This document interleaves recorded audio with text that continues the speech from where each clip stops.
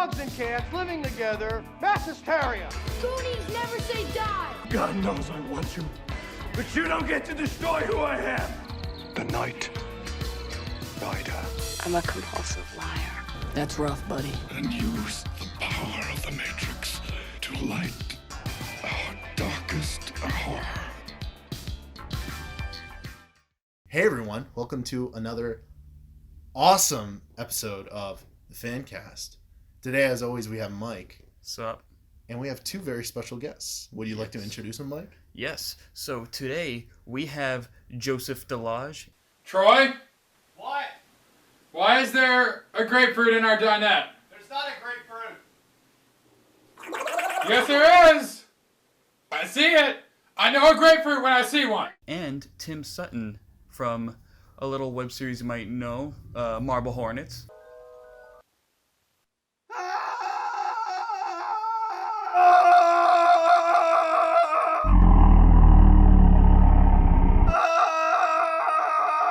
We talked about that in our first episode, and now we're kind of revisiting that, but we actually have two of the creators with us. Never seen Marble Hornets. I'm just joking. Neither have I. So, I've never watched Marble. I saw episode 1. I thought it was like a PSA for something. I shut it off. I'm joking. So, how you guys been? Oh, you know. I've just been having a blast, really. Been surviving the hell world of 2020 with flying colors, I might add. Probably nobody has survived it better than me. Yeah, I've just kind of been hooting and hollering over here, to be honest with you. Hooting and hollering? Mm-hmm. I mean, Joseph does have a great art gallery now that he's been making on his streams, so. Hey. It's true. Hey. This grift is paying off. That's why I got into the luxurious world of web series. Including using his body as well, not his canvas, someone else's canvas. Yeah, but I had to pay for that. But you still, now you've got what you said. Didn't you just get tat number 3? Yeah, man. I was actually thinking today we should reboot Marble Hornets, but have it be like a continuous storyline. And Alex is just like, "Yeah, I'm back." And I went to other jail, and now I'm back with ink. I'm ready to fight. Yeah, let's do that. We'll take our Marble Hornets, and it's just a guy. But he's still got that kind of mid 2000s indie mindset. So it's like you got the ink, but it's underneath, sort of like short sleeve button up with tie and jeans, and maybe some of the big. I can change right now. Yeah. Dare I say fedora? Dare I say? Everybody changes, Brian. People change. You can't even get the line right, Mike. You said it. People do indeed change. Yeah. So, for our listeners, like, this is not going live for us, but right now this is going live on Joseph's stream. And we wrote down some questions, but Joseph, if you get any questions on your stream or anything like that, we'll be free to answer it. Some funny ditties. Some real zingers on there. Oh my gosh. On there. Just like aged 30 years in that mid-sentence.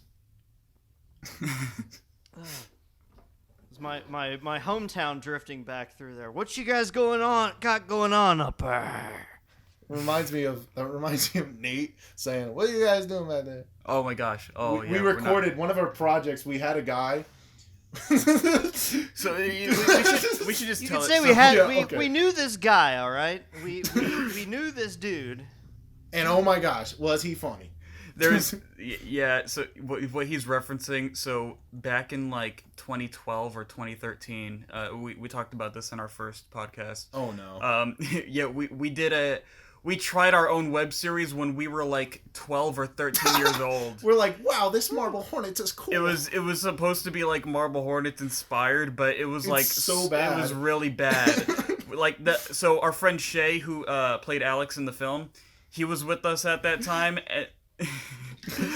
Yeah, we try to pass him off as like a 12 or 11-year-old driving a car. It was so good. He was getting out of a car. He's like, "Hey guys," and I'm like, "It's the funniest." We thing. were trying to act like Oh my adults, and it was gosh. so bad.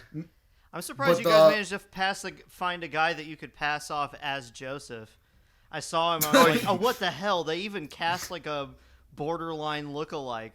He's been a friend of mine for like almost 10 years. So I was like, perfect. "Hey, That was you want perfect to come?" casting. It was fake. We were rewatching some Marble Hornets, and I'm like, it's uncanny. Oh yeah, I spent like a whole entire day just going through all of Marble Hornets and like all the special features and like literally every single Q&A panel just to get every single detail right. Yeah, It showed.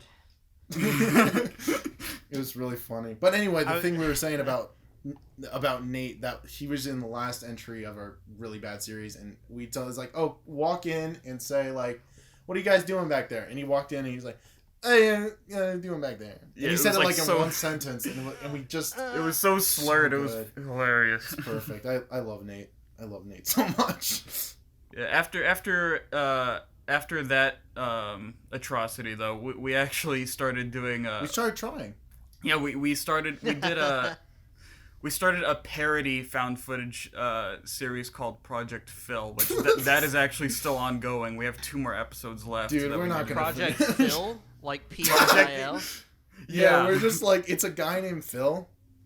That's it. That's it. And we like try to build him up as this weird paranormal entity, and it's just a guy supposed named Phil. supposed to be dumb. It's so See, I'm dumb. picturing like found footage, like Marble Hornets, but Alex Crayley is played by Uncle Phil from Fresh Prince, which would be sick if you ask me. I would watch that. No, Yeah. it's pretty much, it's more like it's the normal cast. It's like in the normal series, but then like you see the operator or something, and it's just a guy.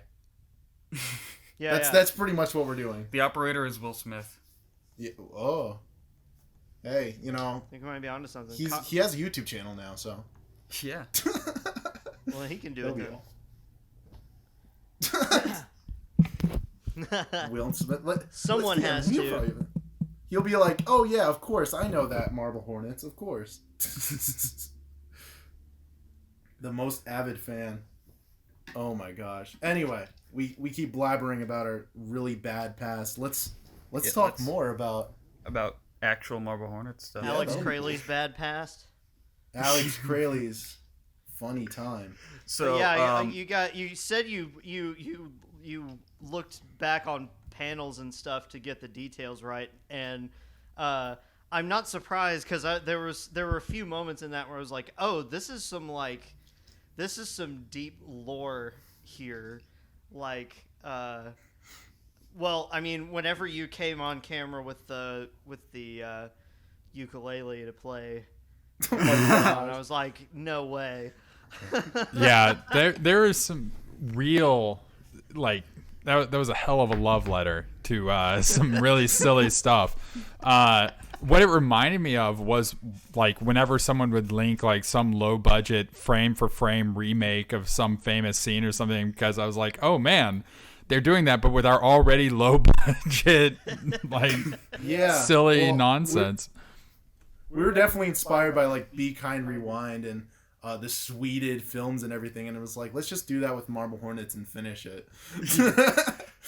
So good. It's like if it wasn't low budget already, let's remove $10 more. It was so crazy because Joseph, we actually watched your stream as it was going on my birthday, and that was literally that was like. First of all, that was like one of the greatest birthday gifts ever. Second of all, your reaction to the ending was perfect because you were like, "What's the answer?" And we were just talking about how it was literally you and Troy on a panel literally just came up with that like on the spot. And you just forgot about it, and then we're like, "But we remember. Our crazy fandom minds remember more than the creators." Wow, it's ravenous. I think that's how it usually goes, because it's like, if you're into it enough to be in a situation where you would be asking a creator a question about something, then you've probably seen it a few times whereas they probably haven't seen it since they finished it. At least we're not those fans who are like, what the heck, guys? You don't remember saying that one thing on panel number 273 back in 2013? I'm so offended. I can decently remember Marble Hornets entries now because I rewatched them on Twitch back in like March, but every once in a while someone will reference something said on our old podcast, and I'd be like, "Whoa, Nelly, that is a deep cut." That's great. That's actually funny that you mentioned it because I watched those streams. I watched those streams about like 3 or 4 months ago, because it was like the 11th anniversary at that time. So I decided, you know what, I'm just gonna rewatch the series again because I do that every year. And then I saw you had your streams and they were on YouTube, and I was like, oh my gosh, this is cool. I'll watch this. Yeah, and then you went to like season 3, part 3, and showed all the footage because we actually don't own the DVDs. Mike, you can't say that. We're not real fans now. Stop. Fake fans. Fake fans. Yeah, we don't have the DVDs, but like on your stream, that was the first time I even knew that you even like filmed scenes for Alex Crowley's Marble Hornets, and I was like, oh my gosh, because I had the idea like, what if like somebody actually finished the movie, and watching that just solidified my decision. I was and like, yeah, like, we're gonna there's do scenes this. we can. There's more material here. Exactly. And then when we actually film it and put it together, it's like there are 3 scenes of just talking, and nothing happens. And I'm like, it's too perfect. It's like every college film. Like, okay, I'm not calling out anyone specific because I'm not. Yes, you are. That guy, but I have seen. I know you are. I can't even remember anyone's name. But at college, I've seen so many bad college films. So when Mike came up to me and gave me the script and it's like, let's do this, and I'm like, this seems so incohesive, and it's like, it's perfect. and then I read it and I pictured like a couple of them that were circling. I have like a small YouTube playlist of just the best ones, and I'm like, we can do this. Let's find every single like really bad stereotype of college films and every mess up and everything that we can do and put it into one film. And that's We've got kind of a favorite of those of our own that we discovered years ago that kind of became a little bit of a cult classic on campus, at least for about like 20 of us. But it was so there was this thing that came around every year called Campus Movie Fest, and it was supposed to be like you could borrow the equipment from them, and you had like a week to finish a whole video short, and then there was a contest for it. Well, we I think it was because Troy was already in the film program. He like knew some people that were like having to view the submissions, and there was one that didn't. I don't think it actually made it to the competition, but we found out about it because they all get posted to YouTube, and so there was this one that was called Jurassic Park 2, and this day I have no idea if it was like supposed to be funny or not, but I'm positive it was supposed to be. Yeah, I mean, like, because they pulled off the straight face thing too well. Like they did it too well. But that's kind of whatever I think of now whenever I think of college student films is this Jurassic Park 2 short. Were you with us at the Chinese place when the guy that made it was like on a date at the table next to us, and I stopped as we were going out and was like, hey man, I just want you to know I really like that film, and it gets quoted all the time. And he was just like, what the fuck? I was there, but I'd already walked outside, and you guys came out and were like, you'll never believe who we just saw in there. Yeah. It was the Jurassic Park 2 guy. It was. I'm pretty sure. I'm looking at it right now. They have 3,658 views. I'm pretty sure about 3,000 of them are us. Yeah. And that's us with God's Not Dead simulation Part has become 7. real. The edge of chaos has become real. Yep. Yeah.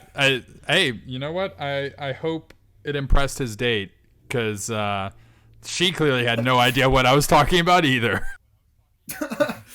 Oh yeah, I didn't even think of that. Yeah, you probably did him. Did him a solid that day. I walked up to him and I think he was like mid bite when I said it, and it was like, what? If someone came up to me and was like, legitimately, just in public, and was like, "Hey, I loved Alex Crayley's Marble Hornets," I would probably call the police. Stand 4 feet. We don't want to be. That's how you treat your fans, man. No, if anyone says they're a fan of ours, the first thing we do, we block them on all platforms. We block them. We block. You give right, Mike? Yeah. We If give you them follow, full if sweep. you follow my account, you're blocked. Them's the rules. Yep. Get out. If you see pictures of us, you're getting sued, buddy. You can't see that. The pictures are for YouTube only. I'm only joking because I've seen that happen. I've had friends who are like, bro, we're gonna copyright everything. We gotta copyright the logo. We gotta do everything. We gotta get this. And I'm like, bro, we got like 10 views.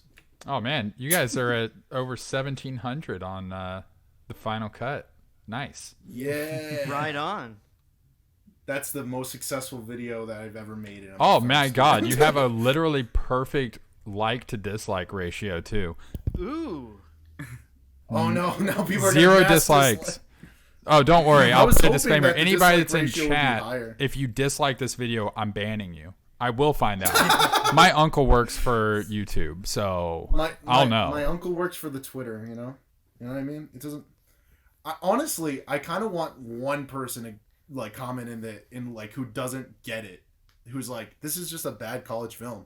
I'll do it. The follow button on Joseph's page has a keylogger on it, so if you click it, so he's gonna know. If you click any links on Joseph's page, I'm gonna stop. There you I'm having go. Too much fun. I'm being too Now, goofy. and I'll dislike your video too, just for bam. Thanks, Guy. We got one of the creators, one of our key audience members. He's just gonna dislike it now. Thanks a lot, Sky. I'm such a failure. I'm about to you are. ratio So the hell out of your video. Yeah, now YouTube's not gonna tell the 12 other people that our video exists. Oh my gosh. What were we talking about, Marble Hornets? I don't I think know. at some point you had some questions. I think so. Yeah. I wasn't sure. So yeah, so Sky asked some people on the interwebs. He asked them to give him some questions. So yeah, like what you've The dark web, of course. Oh yeah. Marblehornets.onion. Has anyone checked there for any like to the art codes or something? I think those are missile launch codes. Oh, speaking of codes too, Okay. we actually do. Shut up, Mike. Well, it's okay. People have to figure it out on their own. Dark Web's Marble Hornets is just like you can buy don't say that we Glocks have codes with the serial number scraped off Yeah. and then replaced Yeah, by yeah, operator yeah. symbols. Yeah, Buy we some may. DVDs, bud. It is. We cannot no longer confirm or deny that we also did some to the arc stuff to our final cut of Marble Hornets. Yeah, we have some hidden codes in there too for people to if they really look hard. If you play Hell at yeah. if you play at like 50,000 times speed, you can hear like a free coupon for McDonald's. It's awesome. So Why did I say it? I'm gonna put that in a video now. The next video we upload is gonna be like a really long. I'm so stupid. So yeah, questions. So so yeah, first question we pretty much asked earlier, like what you guys have been up to. Second question, what would you guys say was the most dangerous shoot during Marble Hornets? Dangerous. The one where we were in the tunnels and there were rednecks pulling out piping in the building that went around us. I had class that day, so I wasn't there for that. And nobody knew where we were. They just started pulling out pipes and everything. So one thing, I don't know where you guys are, but in the Deep South, we have this drug called meth. No, I never heard of it. They can't get enough of it. They love it. And sometimes Super they easy to get. It's really convenient, really. Yeah, I mean, I got some right here. It's great. It helps. It helps. It gives me energy. It's great. It gives me energy. It makes me feel great. My skin is glowing. I'm on it right now. I can do so many things. It's a constant manic state. It's amazing. But byproduct is that you really love to steal copper piping and stuff like that, and even when you get all through that, tin and what have you, aluminum, and sell it so you can buy more meth. Because it's called entrepreneurship, Joseph. Right. These are the job makers of society. Really, Welcome to the gig economy, ladies and gentlemen. That's right. Capital has failed us. This is socialism at work right here somehow. Let me tell you guys. It's called mutual aid. Yeah. Read some theory, okay? Anyway, read a book for once in your life. So we in the so unexpected in the entry where we're down in the tunnels. Tim, did we tell you that we were going to film that day? Or I can't think so, but I had class. Right, so I couldn't go anyway. Right, so you were going to be unavailable, and it would have been, potentially, hours and hours if we happened to be collapsed upon for anybody to know where we were. So we're down there, and we hear. You guys probably didn't have any cell service anyway. No, I mean we're underneath 2 feet of concrete because it's going underneath this building. And so we're crawling through there. It's me and Troy, and all of a sudden we hear voices because we knew rednecks love to pull out pipes because meth is great. And we heard the voices and we're like, shut the up. And then all of a sudden all the pipes around us started shaking wildly, and because they were pulling out the pipes that were connected to all the stuff around us. And this is, an abandoned location where we're like, it's made out of concrete. It's probably fine, but maybe not. And eventually it got bad enough to we're just like, just go deeper, just go deeper into the tunnels. So we shimmied our way down and, eventually it stopped. We didn't die. Interestingly enough, the next time we were there, Tim, you were with us. And you and Troy went down, and I was like, wait a second. Before I go in there, you guys go in a little bit, because I can hear you really well. Can y'all whisper for me? And they did, and it was like they were standing right next to me. So those they knew we were down there, and they still did all that. Because meth is awesome. They just made a judgment call. They're like, they'll be fine. They clearly knew more about the structural integrity, having torn through it like crazy, than we did. So I was really a fool not to trust their expertise. But that was the only time when filming that I was like, oh yeah, we might die. So boys and girls, if there's ever someone doing copious amounts of meth and pulling out bars for the structural integrity when you're in a tunnel, just go deeper. That's the official advice, right? Well, I mean, the alternative was to pop our heads out of the tunnel and be like, hey, meth heads, can you not? And could you hold on for just a minute, please? Yeah. We're trying to make a video for the internet. Come on, guys, you don't get it. They didn't. That's great. They would have understood. That's great that you mentioned those entries too. Because that makes it scary. Yeah, when Jay goes into the maintenance tunnel, that's actually the one entry that really creeped Sky out. Oh yeah, I was like jumping. I'm like, what is happening? I'm like, they're not going in the tunnel, and they're like, oh, they're going in the tunnel. And I actually got video of his reaction when the operator pops out, and he actually jumped. I physically jumped. I physically jumped. Did we shoot that over more than one day? Because I remember. Oh, we lost them. Wait, did we? No, they're back. No, we're here. We're here. I wasn't there that day, but I do also remember filming something in the tunnel, but I don't remember what it was. So I feel like we got reshoots. We may have, yeah. I think, you know what? Was it I me wonder and Troy that went the second day and you didn't go, or was it? No, all I three was of us? definitely there because that's when I heard Oh yeah, you that's guys right. talking. Yeah. So I think maybe like after they ditched, we bailed. I can't remember if I can't remember how much we actually filmed. I think we got some stuff, but I don't think we got everything because we were like, oh, okay, that we survived that time. Let's bring Tim in so we can all die together. Also, I would say indirectly one of the most dangerous ones was I don't remember the number, but it's the one that it's where it's. I'm trying to think of a phrase that distinguishes it because saying like Jay chasing after Tim in the woods at night doesn't really narrow it down. But it's that's like half the one. entries. It's like it's after the one where Tim has the seizure on camera and like runs off, and then the next one is Jay in the woods at night like looking for him. It's the one. It's the one that he was that had the live tweets right before. Anyway, that's where they wake up in the shack, right? Yes. Yeah.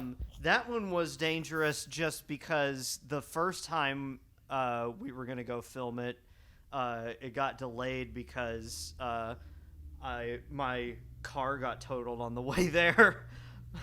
But that Oh wasn't yeah, anything that we I did. was in the car with you.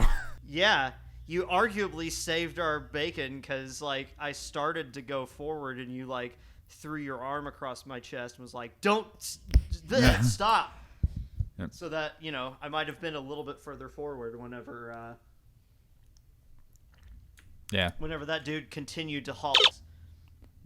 Yeah. I was off because I thought the most dangerous thing would be like setting that porch on fire. Like that that looked like arson waiting to happen. Honestly, that was probably the most planned out dangerous thing that we ever did. Most of the time we were just winging it. The thing How with did it that go? was that. Oh, sorry. Go ahead.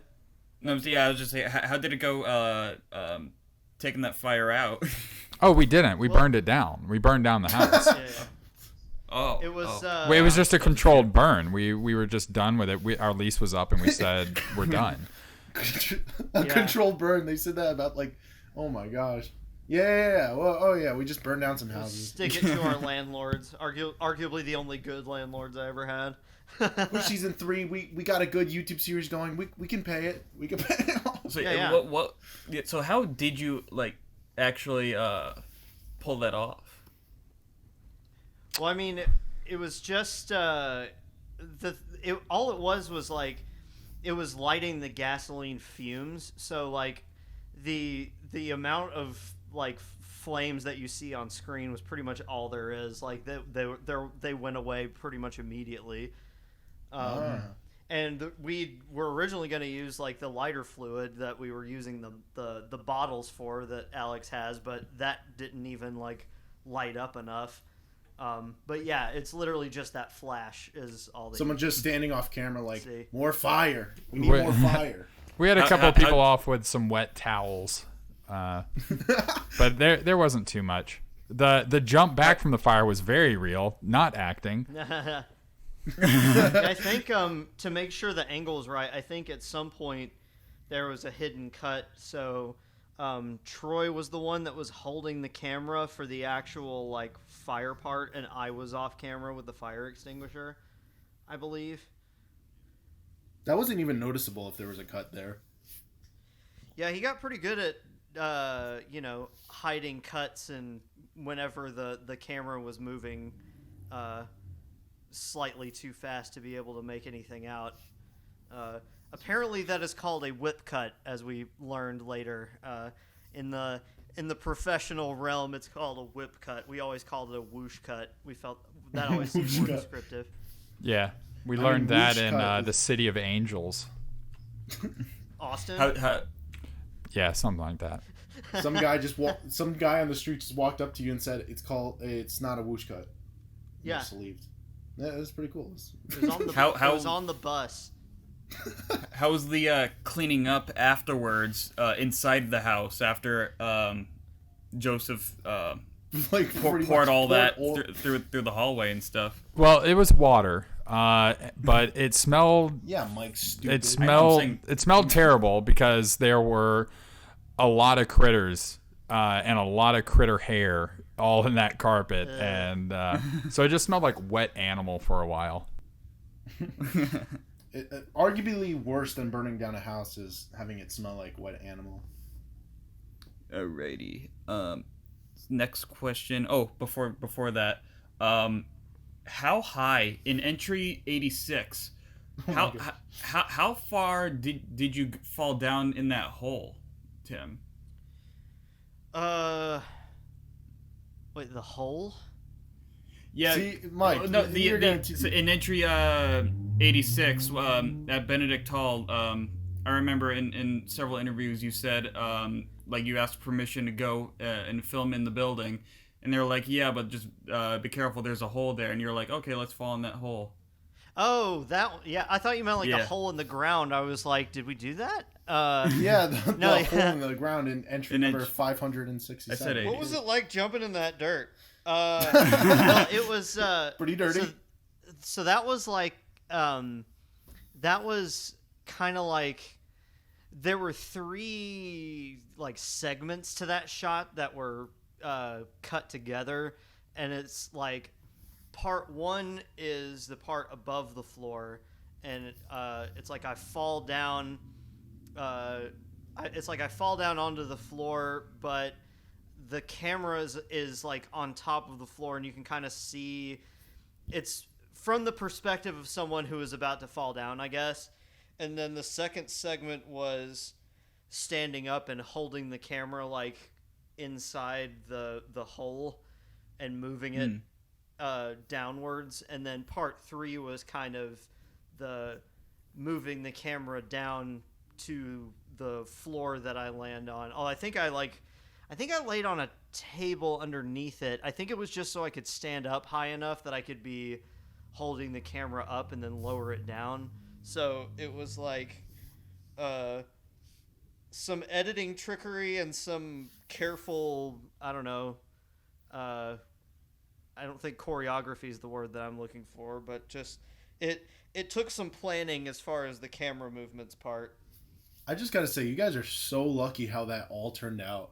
Because, like, it can look really bad if you did. Like, I just know from experience, like, when we've done shots, it's like, let's not really do this. And then it looks like we didn't really do it. I really love the story behind the camera shutter acting up in the last entry. Oh, yeah. It was just like... I don't know how essential of a part that was. It was just like whenever you turn it off, it automatically closes, but it like started to not do that right there at the end. Old. Yeah, it was already a couple of years old whenever we started, because I think that camera was originally released in 2007. Wow. I think. Did not use tapes, but I don't think it used SD cards either, so it was somewhere in between. Like mini tapes? I think you had to plug it. I think you had to plug it directly into the PC through like a dock or something. Yeah, that was like my internal. I had a storage camera only. that was like my first camera. I remember when we were filming Ergo, I used like crappy like digital cameras, like the really tiny ones. Well, with Ergo, we used the 3DS for a good chunk of that. Oh, hell yeah. We're like, this is going to be the first 3D found footage film. Now there's a damn idea for you. That would be so awful. Actually, a VR one wouldn't be that bad, but it would just be like, why the hell would someone be recording a VR found footage thing? It's like zero VR found footage. Yeah, if you thought motion sickness and found footage was bad before, wait till you see this, pal. And now you can fall through the hole yourself. Hell yeah. That'll be interesting.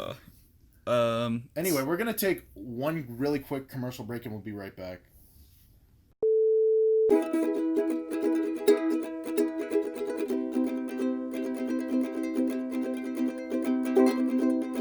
Brian's back. I haven't seen that guy in years. Does Sarah know you're here? You think you can show up and I'll be here waiting for you?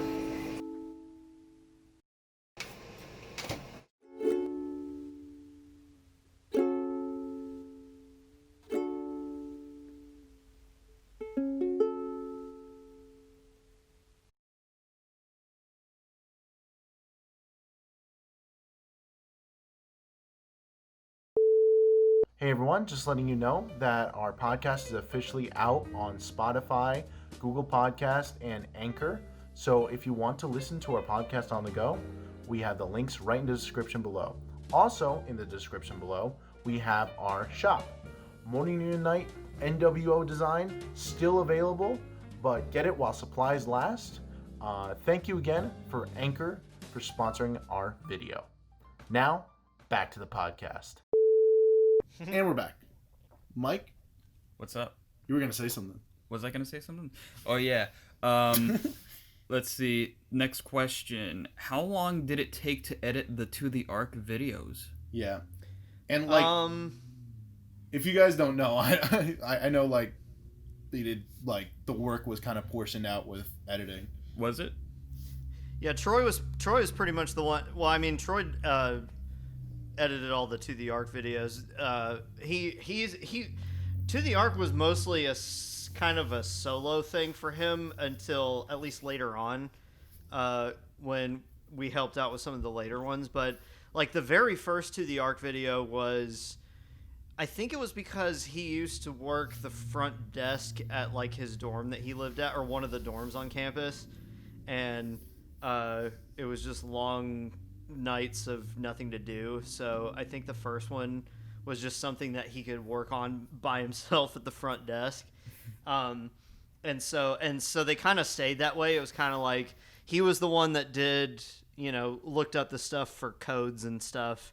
And then later on, once it became a little more story integrated like that, like I guess. Plus there was just some stuff that we wanted to do that would take more than one person, I guess.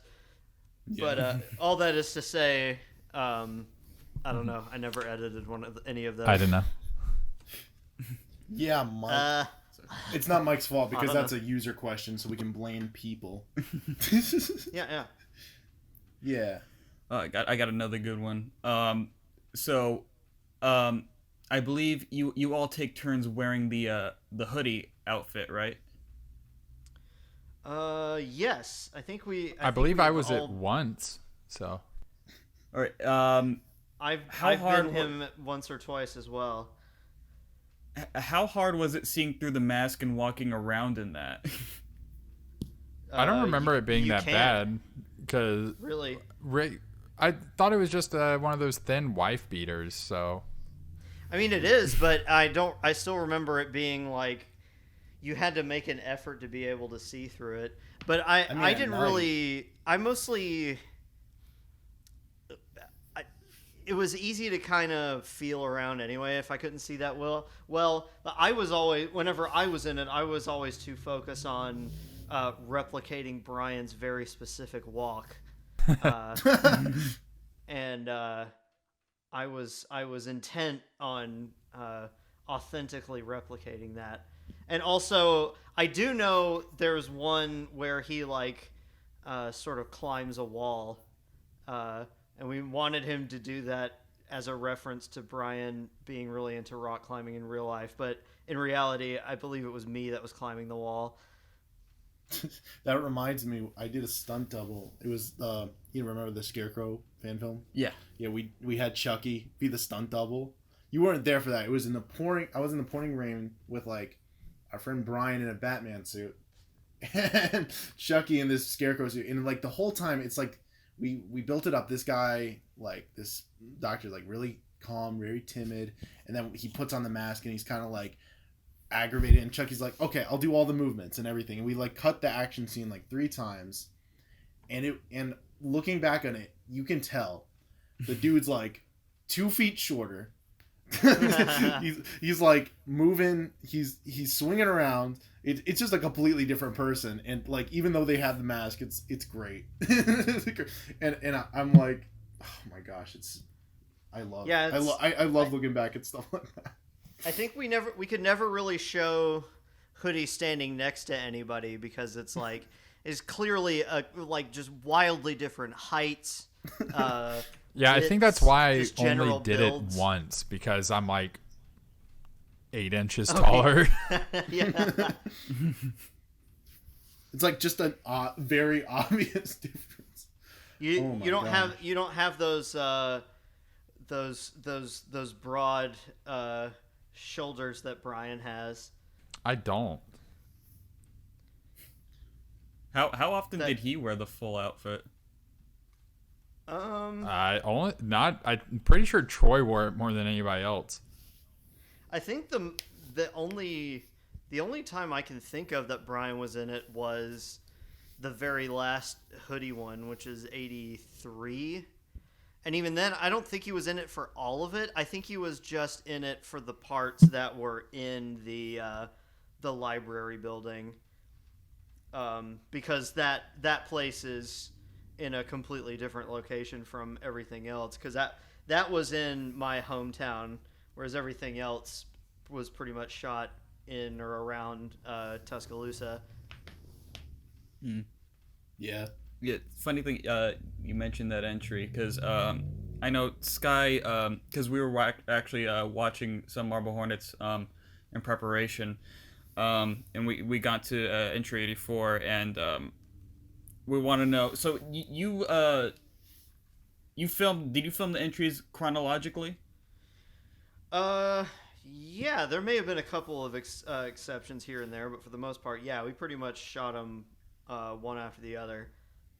Yeah, because I remember Sky commented how good like you guys actually made yourselves look younger for that one entry. Yeah, it looked like no time has passed since like the very first entry. Oh, That's yeah. really funny, because I look back at it and it drives me crazy how I'm like, dude, why couldn't you just like keep the same haircut for a little while? Like, what is wrong with you? It was such a pain.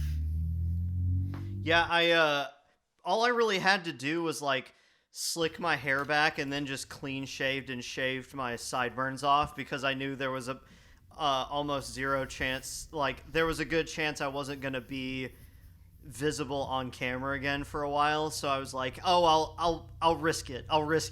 What's the worst that could happen? That's the reason why Alex wears a hat so much in this series, is because my hair was so inconsistent. That makes sense. That's not even. I'm not even being a smart. That literally is the reason. Because towards the beginning, because we didn't care that much, and had no idea it was going to become a thing. I was growing out my hair for Locks of Love, and then it blew up, and it's like, oh man! Anytime we go back, my hair is. You should have just kept that 2009 swoop for the whole thing. Yeah. Yeah, Justin man. Bieber swoop. Yes, sir. Bring it back. Bring it back. Yes, sir. Pretty much what our friend Shay has all the time. Yeah. Mike, do you remember when we gave up on consistency during Marble Hornets? I can pinpoint the exact point. The last thing we shot the ending first, and Mike's like, I'll be Tim, and I'm like, yeah. What about your giant mullet that you refuse to cut? You're like, I'll pin it up. And so in only that shot, it's pinned up. Yeah, that's why. And then that's why the rest of it, we just forgot to pin it up, and it's just long flowing locks. And we're like, you know what? I was like, forget it. It's not working out. I'm just gonna do it. We're gonna own the alternate universe angle. Alternate universe. It's well, just the in this shot where universe, he it's has a pinned mullet. up is the last time we see you in it, right? That's your your last scene. Well, yeah. So that's character development, right? Yeah. That's your But the arc. scene beforehand, it's still long. Yeah, that's fine. Character development. Character development. It's quick. Yeah, that's what they say in college. They say the shorter the hair, the longer the character development. Yeah. I tried to be fairly consistent with like appearance type stuff, and kind of try to plan in advance, but sometimes I would still miscalculate. Like, so it was the thing that was shot out of order was entries 76 and 87 were shot at the same time. All the parts with Jessica in season 3 were all shot on the same day. And And for the scenes with me and her, that would be 87. My hair was really long, and I was like more or less clean shaven. And then by the time we actually got to shoot the rest of 87 at the end, which was almost like a year later, I looked completely different. So we were able to keep the footage with Jessica because you don't really see me. But all of the parts like around that, we had to go back and shoot all those again because I look totally different. Like any shot where you see me at all, I want to say there was originally in that scene, there might have been some bits between me and Jessica where you do see us both on camera, like maybe I looked down at it or something, but ended up having to cut those out because I didn't look the same. But that's one of the only instances I can think of having to do something like that. Yeah. Yeah, man. What can I say? You know. My hair is out of control though. This is going. Oh, that's another thing. My hair is super long in the dream sequence because that's the last thing we shot, pretty much. Yeah, that was the very last thing we shot. But that's the trampoline shots were, yeah. or whatever that on was. the fly. Yeah, you in the air. Right on the spot, he just thought, let's just do this. I was like, okay. And Mike's like, there's a trampoline. I'm like, no, I'll cut it. I'll make it look like I'm flying. And it'll look really bad. And I'll put distortion on it. And that's where all the best ideas come from. Just wait, hold on a second. I got an idea. I just thought of something.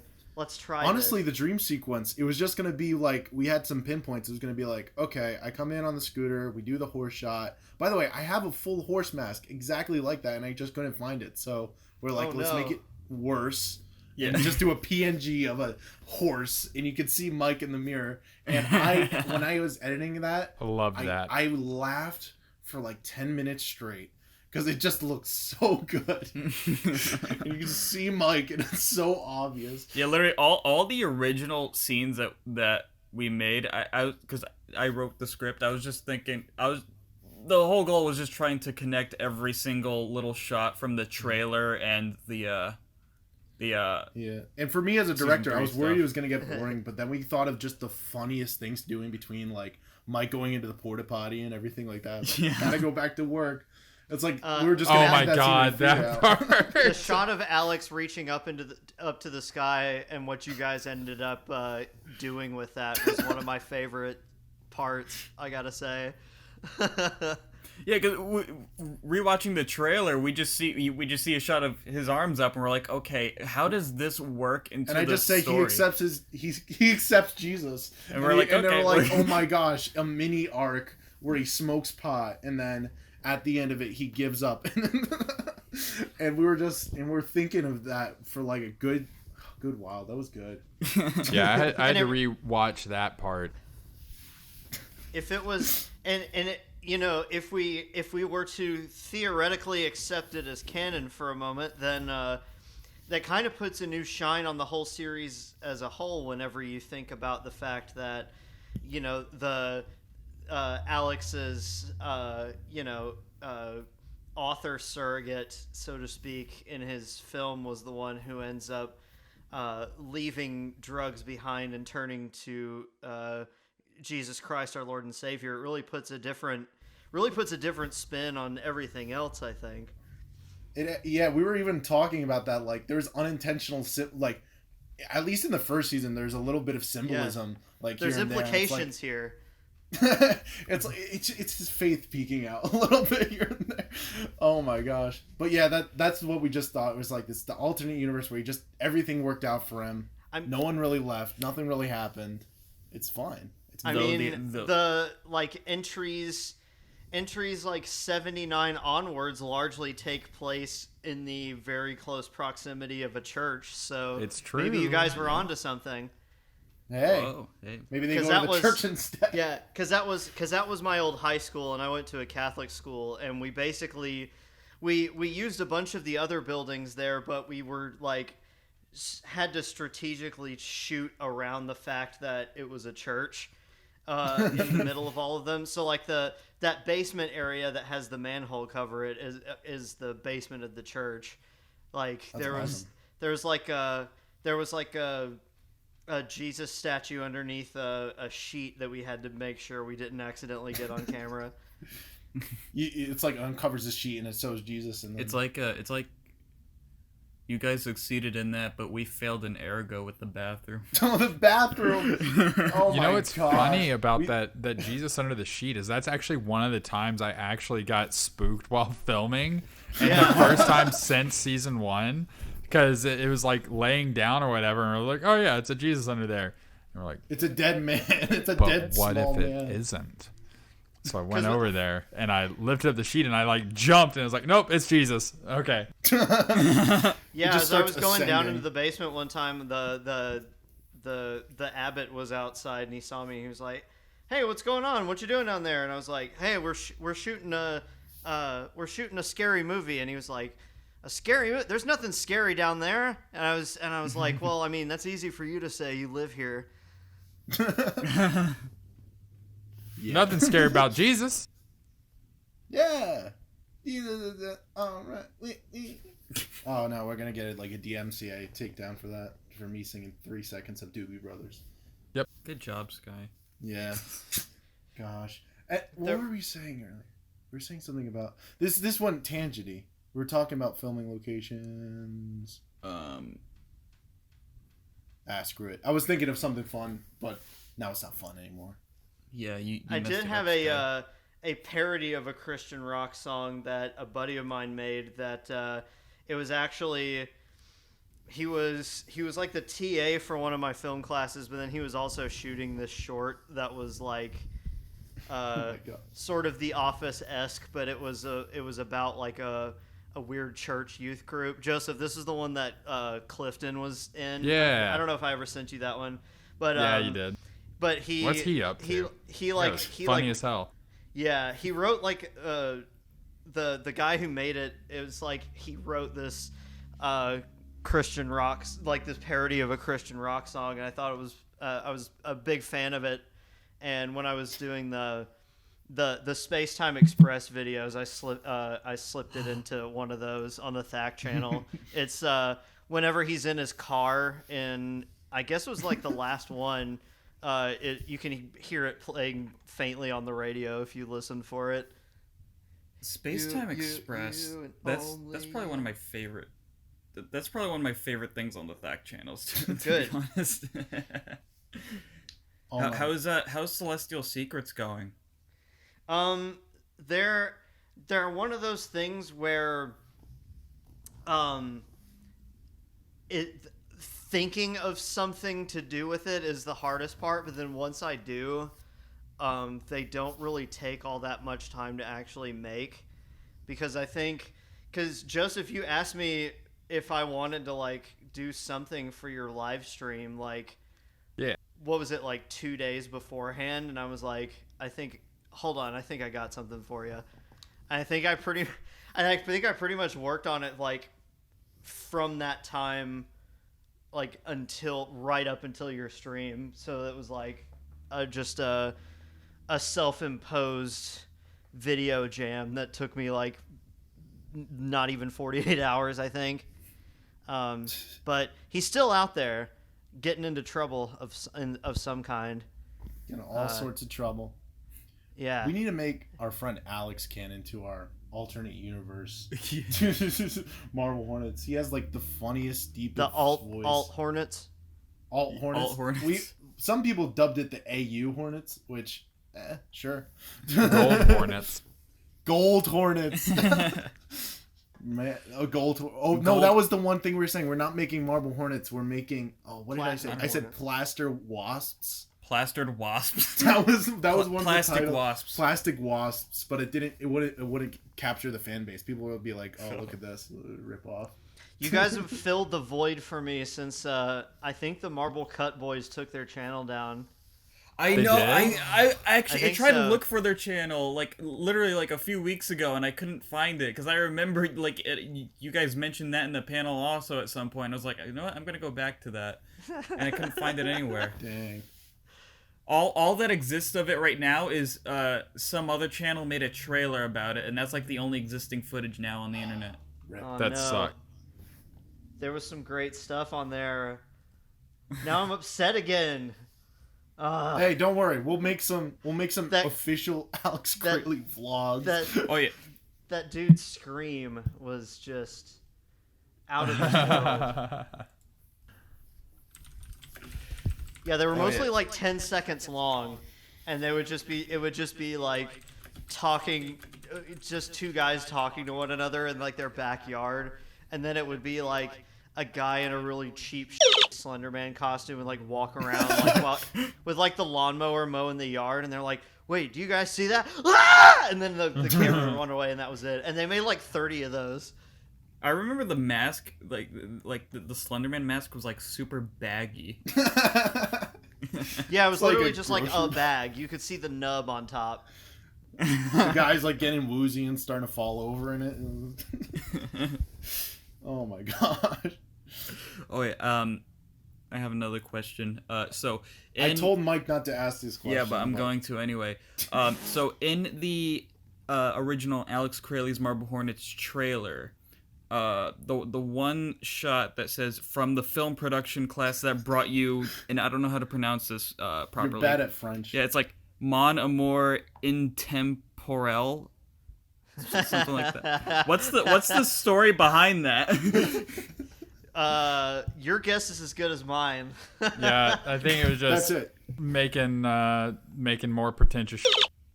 But we were talking about it's like, what do we do next? We pretty much That was his like, high it's like, school. let's finish. That was his high school thesis. Yeah. So imagine the no. production value of Marble Hornets, Alex Crayley's Marble Hornets, ratcheted down. That's so tempting. That But the We're thinking- pretentiousness we're- ratcheted up because he also doesn't thinking- speak French. He just Google translates everything. We're just thinking. Never failed me yet. We're thinking for the Crayley Films channel. We're thinking, what if we just made this as well, just to continue the and we have full creative freedom. Just make up whatever. and we'll still Well, now just you guys throw will be references in doing. there. Then you guys would be doing the reverse of what you guys said you did before. You said you made something when you were like 12 or 13, pretending to be adults. So now you can do the opposite now.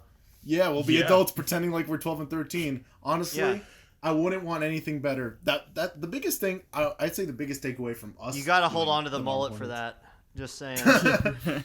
The biggest thing, the biggest draw that I got from it is like, dude, like, oh my gosh, it's so fun, like making fun of ourselves in that way, because for the longest time we're like, we disassociate, we have nothing to do with it, we hate it. It's like, and then we're like, it's funny. Yeah, actually, just a few months ago on Sky's personal channel, we did a reaction video to our old web series, and it was still cringy, but it was fun to just laugh at it now. Well, the funny thing is, like, we had a plot going at some point, and it was gonna be, I was the main antagonist, and I show up in like episode 2, and it was like, how do we express? I wouldn't even say Diet Marble Hornets. I would say like Sam's Club version Marble Hornets. Sam's Club. No. I don't Like know if Dollar they're- General Dollar Marble Hornets. And I thought we should just and we keep going back. Don't to this, say like, Aldi if we brand. ever Those are wanna make actually good.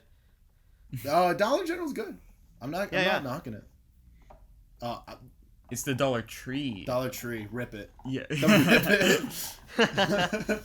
I love Rip It. The red, white, and blue Rip It, my favorite. Rip It's an energy drink. Just for those listening, it's kind of a meme for our friend group. We'd love Rip It, and pretzels. Oh my gosh! But one day Is Rip one It day a we'll Dollar go back. General brand? Yes, It's not. No, it is. It's you find it in Dollar Tree. It's like there's this one famous YouTuber everybody knows, Review Bra, also known as the Report of the Week. Love him. He's the guy that reviews fast food stuff, and he like wears he the rules. suit.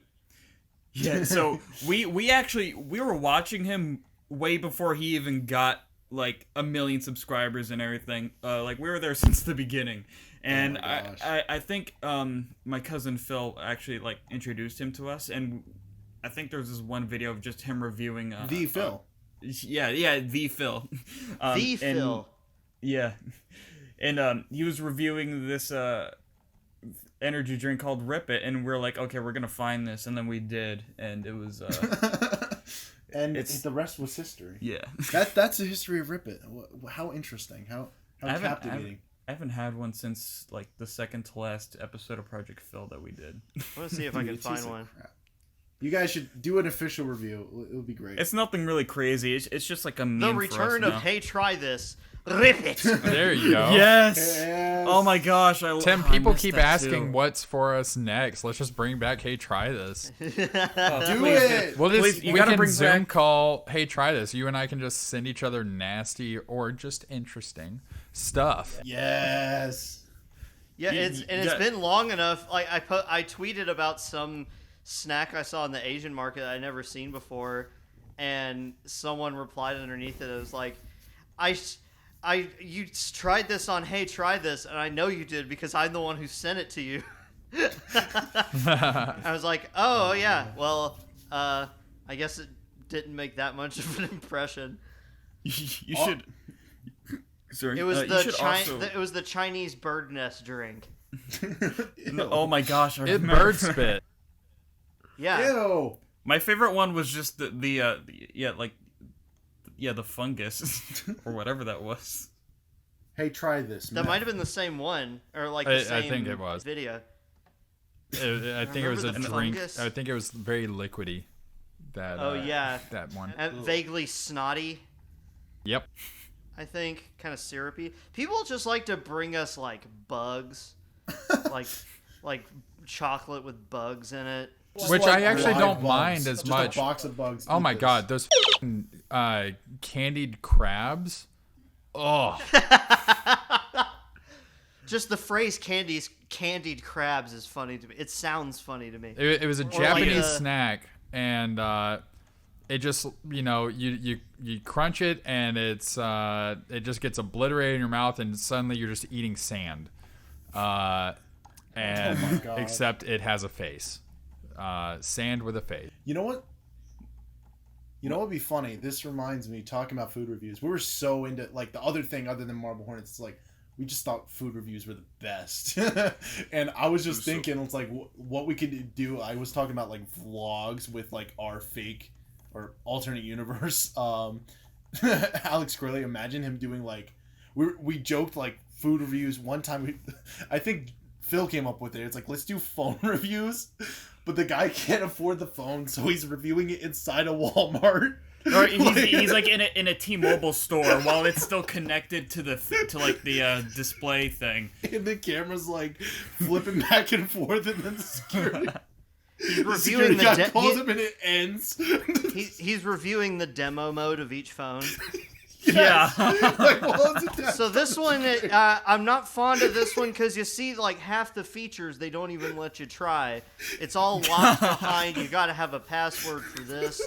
They think people don't care to look at this stuff, but it's really important as a deciding factor in which phone I'm gonna buy. If I Oh my can't check gosh, all the it's so settings. funny. But we You know, want like it like obviously like gorilla mode, like like it's really awkward, and like the security person's just staring at them. He just has really huge hands. He, like every time he sets a phone down, it's wet. Oh, ew.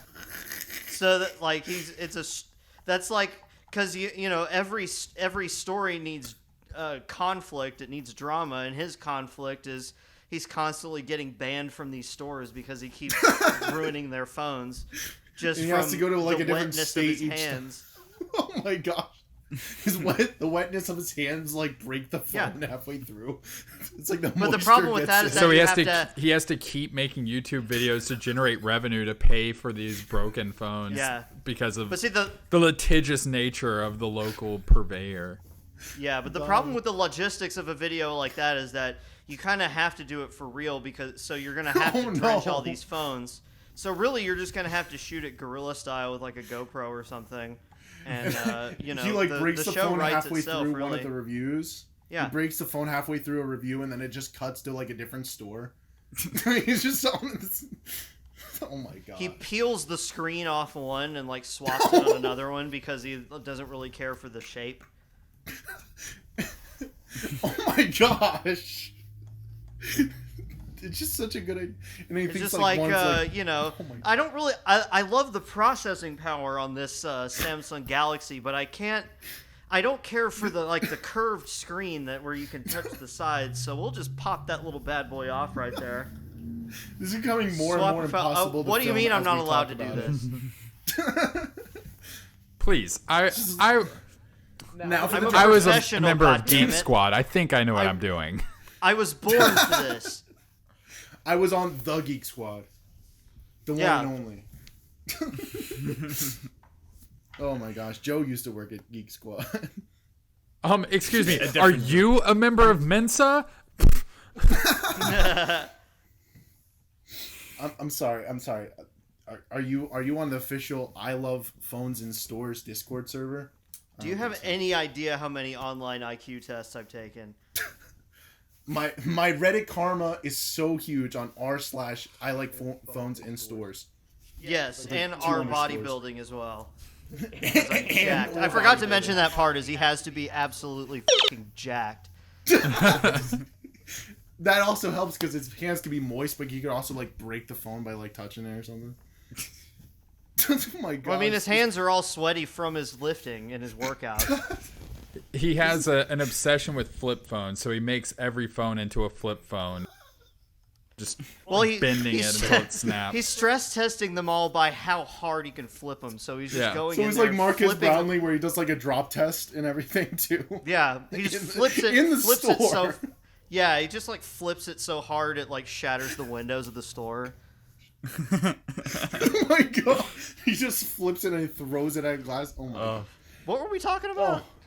I don't know, but this is the don't new know. series. This is it. Yeah, Just workshopping, you know. I don't know. I think riffing we're it out, workshopping just working something it out. great. Yeah. what I think we were talking about some web series or No, something. that's Some stupid. some weird guy. One of those online animes. Yeah. One of the animes. Slenderman collection. What? Oh no, we're getting those fans up in here. Oh no. Oh no. Mike cursed us all. Yes, I have. Okay, there's one. Okay, I think I have all the questions I wanted to ask. Yeah, I don't really if have I can any. really. Oh, Tim. Yes. So there's another Slenderman web series that you were kind of involved in for like a good second. What was the story behind you with the Everyman Hybrid guys? Because I know that. Well, I mean, like- I don't really know. Like, I don't know them very well personally or anything, but I mean, like, we've been connected on social media like for a long time. So I've sort of known them tangentially over the years. And Jeff messaged me one day and was just like, "Hey, we're I don't know if you ever got a chance to watch any of Everman Hybrid, but we're going to be wrapping it up soon. But we're doing these little supplemental audio tapes for it that are going to come after the final episode, and I figured I'd ask if you would be interested in performing in it, and like just like you performing a different character, not you as your Marble Hornets character, like not as a crossover or anything." And I was like, "Yeah, it sounds like fun." So we did. I want to say we did it in segments. Like we did it a little bit at a time over the course of like 2 or 3 days or something like that. But that was a lot of fun because I'd been itching to flex my atrophying voiceover muscles, and I'd been I think that was after I'd started doing acting classes for a little bit, and so I felt like I'd had some warm up by then. So I had like I got my little home setup, and I like we just recorded our parts over Skype, just kind of in the same kind of work from home type scenario like everybody's doing now. We just kind of recorded it remotely like that, and it was a lot of fun. Yeah, I enjoyed it. Yeah.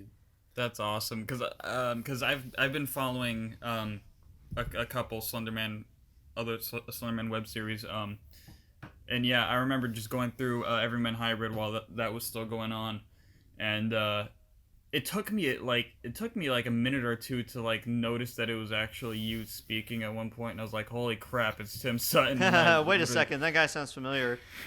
Yeah, I jumped. Hold on. I was in I think my at my sister's house because I was visiting her for the holidays, and like I think I actually jumped and I accidentally scared her dog. And then your sister called me over, and I slapped you like 3 times. Yeah, you did. That was fun. It was painful. Yeah, I do remember I deliberately tried to make my mannerisms different enough that people wouldn't be like, oh, this is supposed to be Tim from Marble Hornets in this. Like, I tried to make myself sound... Honestly, I feel like I was kind of going for like a Jeff Goldblum vibe more than anything else, but I can see that. That makes sense. I do know Jeff kind of wrote it the same way that we wrote a lot of the earlier Marble Hornets entries, where it was kind of an outline and then a few like specific lines that needed to be said more or less verbatim, but there was a lot of improving in between. And I remember being kind of nervous before that because I was like, can I still do that? At least to any degree of competency. But then once we started recording and launched into it, it was just like, oh yeah, I can still do this just like before. So it went a lot better than maybe I was initially expecting it to, like on my end. But yeah, it was a lot of fun.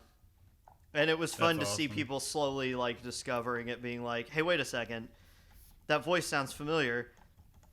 Because I know people kept asking me, but I wouldn't reply for a while. I was like, I don't know if they wanted to keep this a secret or anything, but I'll go along with the kayfabe for a little bit. I think it would be funny if we did like...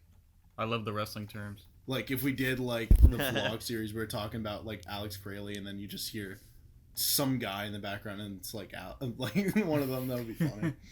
But it's very obviously not you guys. No, featuring that was our old crossovers. Like, wow, we have Stephen Baldwin in this episode. You know? Oh yeah, because I actually, literally, because I went to the same church as Stephen Baldwin for literally like 4 years. And like 4.5 years, and we just totally hijacked him. For 5 seconds. We had him. We brought him. So he was premiering. He was premiering his own movie at my church. Can we talk about that? Are we allowed to talk about that movie? I don't know. I mean, it never got released. It never got released. It was only during the premiere that we ever saw it. It's just no way. It's called Youth Group, and he I don't know if he directed it or what, but he was like heavily involved in it, in the making. And what was the original title, Mike? What was the original title before he changed it? What, he changed it? No, it wasn't the full title. Remember, the full title was gonna be. So yeah, it's called Youth Group, but before it was changed to Youth Group, it was called Christians Can Be Funny Too. They just don't know it yet. Oh. And I had to keep myself from laughing because I was waiting for him to say that in the movie itself, and he says it at the very end. It's the very last. I was so oh my god, happy. I would have cheered. Yes! Like, literally he just said it! Oh my god, it's the line! Beach balls start falling down, and then it's like, okay, that's the end of the movie, and then he just stares at the camera, and he's like, Christian's gonna be funny too, and I had to keep my excitement. I was like, yes! It was amazing, and then we actually... I'm legit jealous. You got to see the secret Stephen Baldwin movie? Yeah. Oh my gosh, what an experience. The secret Stephen Baldwin church movie? Yeah. Oh my gosh. And then literally right after, he did a little Q&A with the whole church, and then Sky met him for the first and last time right there, and we actually got to put him in Project Phil for like 2 seconds, and it was Well, we we hope to get him back. We might have a connection. We hope to get him back. We're trying to do a movie at some point post COVID. Because for our channel Morning, Noon, and Night, Sky just a few months ago he wrote a movie. Yeah, he wrote a movie. He wrote several drafts of a script, and I drew some concept art and everything. So yeah, like hopefully sometime next summer or something, we're actually planning on actually filming the thing. Well, at least getting some funding if we can. Yeah. It's but that's in the future. Like it's a full feature length thing too. Yeah. Well, congrats in advance. Yeah. Good luck in advance if you manage to get Stephen Baldwin back. Do us a favor, Steve. Dude, our original cameo for him was gonna be like a full Unusual Suspects like reference, but I was like, we should just reference the youth group movie that no one's seen but us. Oh, literally, it was literally only like maybe 40 people, including us, that saw it. And there was like one guy there was like trying to sell him his script or something. I'm like, it's Stephen Baldwin, come on, man. Really? Yeah, it was really sad. Sick. I'm like, come on, man. But yeah, he's trying to show slightly better bet than trying to sell Kirk Cameron your script, I guess. Yeah, I guess so. Oh my gosh, Christian's gonna be funny too, but they just don't know. But yeah, the Marble Hornets fan film, that was like our actual first big project. So if you could have got Stephen Baldwin cameo in that would have been incredible. That would have been perfect. Hopefully for the future. He plays Alex's dad. He plays Alex. Yes. Now Alex. He's Well, if we do the prequel one, he could definitely be in it because I remember putting my parents and friends in all sorts of films when I was younger. My dad is in Marble Hornets, so that's true. That's true. Yeah. Thanks, Carl. No one is above it. Hell, Martin Scorsese put his mom in Goodfellas. Martin Scorsese's in Marble Hornets. If anything, that's what real ones do. Oh my gosh, that would be funny if we get Marbles Scorsese. Marble Jessica and Marble Scorsese. Oh my gosh! Now I'm picturing a whole skit with that. It was so like crazy, like writing the script for Marble Hornets too, because I just graduated college this past June, and for my last semester I decided to take a screenwriting class, and I wrote a like Back to the Future spin-off, which I still want to do. Yeah, which we want to film that or like turn that into a play or something. And then right after that, right after I graduated, then I just started writing the Marble Hornets script, and I was just like, you know what, I need to drop everything I learned over the past few months just for this. Well, the thing is you can once you've learned it, there's a difference between just doing something badly and then knowing how to do it the right way, but then not doing it that way on purpose. Like, there is a clear difference, because there were definitely some things in there that may be like, oh, okay, yeah, these guys like know what they're doing and they did this on purpose. Like some of there were a few just like little basically all the audio in there. Like whenever it's Brian and Tim in the car when they're driving to the coffee shop, and it goes from like dead silent on one of them, and then the reverse shot is just like the insanely loud car driving by. Yes, that's perfect. That was 100% intentional. Like, actually acting out that scene, I had no idea there was a car behind me. And doing I just that. played it back, and I'm like, this is gonna be so funny. I didn't know there was such a thing as like car punctuation for a scene. Sky even decided, you know what, we're gonna change a few things here just to make a little bit of our own, like just out of nowhere when we're driving to the cafe. Just driving backwards. Yeah, just driving backwards, and then it was perfect. I love we just circled around this tiny little It's so parking lot obvious. the whole time. And like the reverse shot of me, I look so dead. That's because I'm driving the car, and then you just did a reverse shot of my head. And I was just focused on trying to drive while acting out the lines. What general area did you guys film that, by the way? Because even some of the neighborhoods looked eerily similar. So we live in upstate New York, and Beautiful upstate. Okay. Yeah. Scenic. So we just went to this one. So my friend Shay, he lives just like a minute or two away from me. Yeah. It was just around his house, and around his house there's just like little nice shops around there. We just decided, we're just gonna drive circles around this place, and it worked. It'll work. It did work. Yeah. Well, I think for right now, I think we're gonna end the part of our recording. Any last words? That sounded very ominous. I didn't. Actually, I have a really random question for Joseph. How's Rocket doing? She's doing good. She's bright and happy and everything. She's gonna start her chemotherapy next Thursday, and what time we have with her, she's gonna be spoiled to heck and back. She's already refusing dry food. She not because she's sick, but because she's like, no, this isn't the wet. I like the wet. I know what I like. Don't try and trick me. Yep. I know what I like. And I like Marble Hornets. That's what she said. Wow, I tied it in. So but before we sign off, I just want to say thank you so much again for inspiring us just to make our little shenanigans of a film. Thank you for taking your time to record this with us. It's really awesome. Thank you guys for making it. I got a real kick out of it. I was hooting.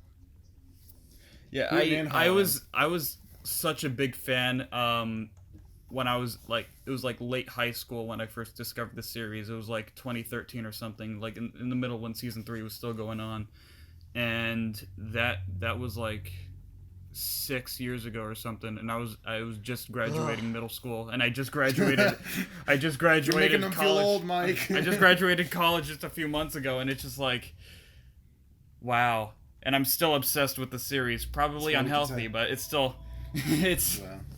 That's all I can say. Great. Wow. I'm glad it still has that. Well, it has that longevity, but now watching it, when I watched it on the Twitch streams, the thing that hit me is that watching it now is it has some kind of, it has a retro feel to it now, with all the tapes and stuff, and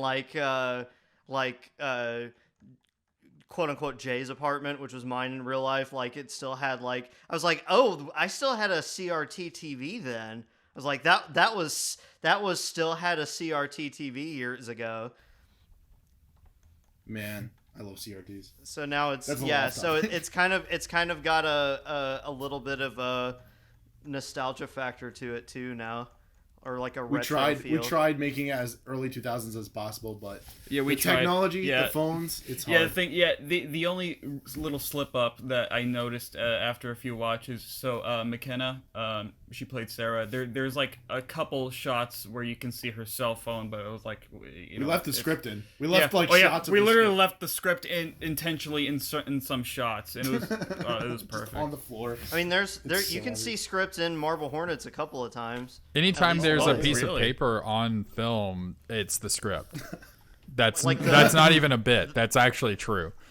Where he interviews the full me in season operator 1. symbol and everything. That's script. Literally all of Tim's medical records. That's just the script, but they just slapped all that. I am relatively certain that the script is in those bunches of paper. When you first find it. It's the script says, this must be medical papers. The main one I remember, is the interview entry. I was definitely, the papers that I was messing with, it was definitely my script. That's amazing. That's awesome, dude. Well, thank you guys again for collaborating with us. We hope to talk to you guys in the future. This was awesome. This is literally a dream come true for me. It's Hell yeah, the best bud. podcast. My pleasure. Absolutely. All All right. I have to go because my mom is calling me.